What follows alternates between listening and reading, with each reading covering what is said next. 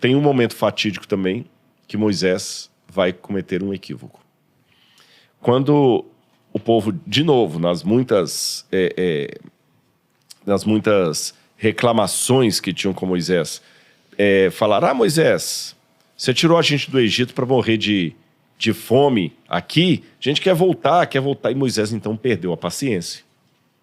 Deu uma boa de uma xingada, pegou o cajado e Deus falou com ele assim, Moisés, fala à rocha que eu vou dar água para o povo.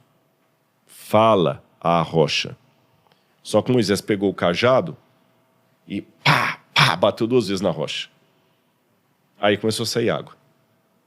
Aí o povo bebeu feliz. E Moisés esqueceu por um pouco aquele momento ali. Deus tinha falado para Moisés na frente de todo mundo, Moisés, fala à rocha. E Moisés feriu a rocha. Golpeou a rocha com o cajado. Quando estava no finalzinho da vida de Moisés, Deus falou com Moisés assim, Moisés, sobe no monte Nebo, ou Pisga, que é o mesmo monte, que eu quero te mostrar uma coisa de lá. Aí o interessante é que, eu vou ilustrar aqui, vocês vão entender. Essa garrafa aqui representa o monte Pisga, tá bom? Não sei se a câmera está pegando bem aí, só o pessoal... Esse aqui é o monte Pisga, onde Deus mandou Moisés subir. Aqui tudo é a região da Jordânia atual, onde o povo estava acampado. Aqui é o deserto, aqui é o monte. Do lado de cá, onde eu vou colocar essa tampinha aqui, fica Jericó. Entre Jericó e o Pisga, tem o Rio Jordão. Hoje, do lado de cá é a Jordânia, do lado de cá é Israel. Quando você sobe no alto do Monte Pisga, dá para você contemplar todo o reino de Israel. O deserto do Néguev, deserto da Judeia, do Arabá. Você contempla Jericó, as palmeiras, a Cisjordânia. E se tiver um dia sem muita neblina, você vê com nitidez o Mar Morto e ainda os telhadinhos de Jerusalém, os vidros brilhantes de Jerusalém. Dá para ver tudo daqui. Aí Deus levou Moisés até o alto do monte. Falou assim, Moisés, contempla toda essa cidade. Moisés, uau. Essa terra toda vai ser a nossa terra, o Senhor vai ser. Tudo isso eu vou dar para vocês. Moisés ficou no alto do monte assim contemplando. Mas aí Deus quebrou a perna de Moisés. Falou assim, Moisés, só tem um problema. Você não vai subir. Ele falou, mas Senhor, você não vai subir a terra prometida. Mas por que, Senhor? Lembra aquela vez lá, quando eu falei com você para falar à rocha e você feriu a rocha? Sim, Senhor. Pois é, você me desonrou. Por causa disso, você não entrará na terra prometida. Essa passagem está em Deuteronômio, capítulo 32, que diz assim, verso 48. Naquele mesmo dia, o Senhor falou a Moisés, dizendo, suba a este monte de Abarim, ao monte Nebo. Lembra que eu falei? O monte Nebo, Pisga, que está na terra de Moabe, em frente de Jericó. A tampinha aqui da garrafa. Você vai subir ao monte, ao qual terá subido, e será reunido ao seu povo, como Arão, seu irmão, morreu no monte Hor, e foi reunido ao seu povo. Porque vocês foram infiéis a mim no meio dos filhos de Israel, nas águas de Meribá, de Kadesh, no deserto de Zim, pois não me santificaram por meio dos filhos de Israel. Por isso você verá a terra à sua frente, mas não entrará nela na terra que dou aos filhos de Israel. Caraca, não foi uma punição muito pesada pra ele, não? Porque, mó Todo rolê. mundo pensa assim. Foi uma posição muito pesada mesmo. Tipo assim, ele dedicou praticamente a vida inteira dele. Aguentando tudo e agora por causa de uma falha. Claro, se a gente comeu alguns anos aí, ele tem aproximadamente o que é? 120 anos? É 120 anos, 120 anos. Quase. Olha, olhando pela perspectiva ocidental hoje, que é tudo na base do vamos conversar, vamos dialogar, realmente parece que Deus foi muito duro. Mas você sabe que há erros que eles podem custar uma grande vida, uma grande quantidade de vidas. Lá no NASP, onde eu dou aula, nós temos o curso de engenharia. E um dia um professor estava contando que uma mãe de aluna do curso de engenharia estava lá reclamando porque o professor deu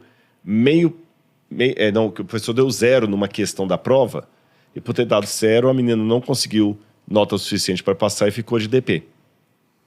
Se ele tivesse dado pelo menos meio certo, ela passaria. Aí a mãe foi lá reclamar. E foi muito brava, e aquela coisa toda e tal. E ele escutou a mãe reclamando. Isso não é justo com minha filha. Veja bem, eu trouxe a prova dela aqui, ó. Eu trouxe a prova dela. Você podia ter dado pelo menos meio certo, que ela errou por causa de meio centímetro. Aqui, parece que a conta dava 5 centímetros e meio, ela colocou 5 centímetros. Aham. Aí ele falou assim, mãe, deixa eu explicar para a senhora uma coisa. Em primeiro lugar, sua filha já tem 20 anos de idade. Já é estranho que a senhora tenha que vir à faculdade ainda para brigar por ela. Ela não está mais no ensino médio, ela está na faculdade. Já me causa estranheza isso. Mas por que eu não dei meio ponto para sua filha? Lembra aquele acidente que teve na ciclovia do Rio de Janeiro? Lembro. Sabe que o engenheiro errou por meio cálculo ali? Já pensou se eu desse meio certo para ela? Em cálculos de engenharia, você não pode se dar o luxo de errar por meio e ganhar meio certo. Eu vou dar uma outra ilustração. Se eu chego no aeroporto, eu sou um supervisor, vou de surpresa. E quando eu entro no aeroporto, eu vejo no banheiro o faxineiro dormindo, escorado assim na vassoura, e o banheiro sujo, sem limpar. Eu vou dar uma bronca no faxineiro e vou mandar ele limpar aquele banheiro na hora. E no máximo vou dar uma advertência para ele. Aí depois que eu dei a bronca e a advertência no faxineiro que estava cochilando, eu subo as escadas e vou para a torre de controle. Quando eu chego na torre de controle, eu vejo o controlador de voo cochilando em cima da mesa. Eu vou dar uma advertência?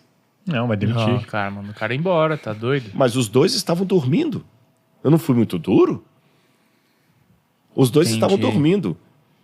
Não é que eu fui muito duro. Pela consequência A que do gerar. consequência. O cochilo do faxineiro traria um banheiro sujo. O cochilo do controlador de voo podia dar um Nossa, acidente que ia aéreo gigantesco. Moisés era líder.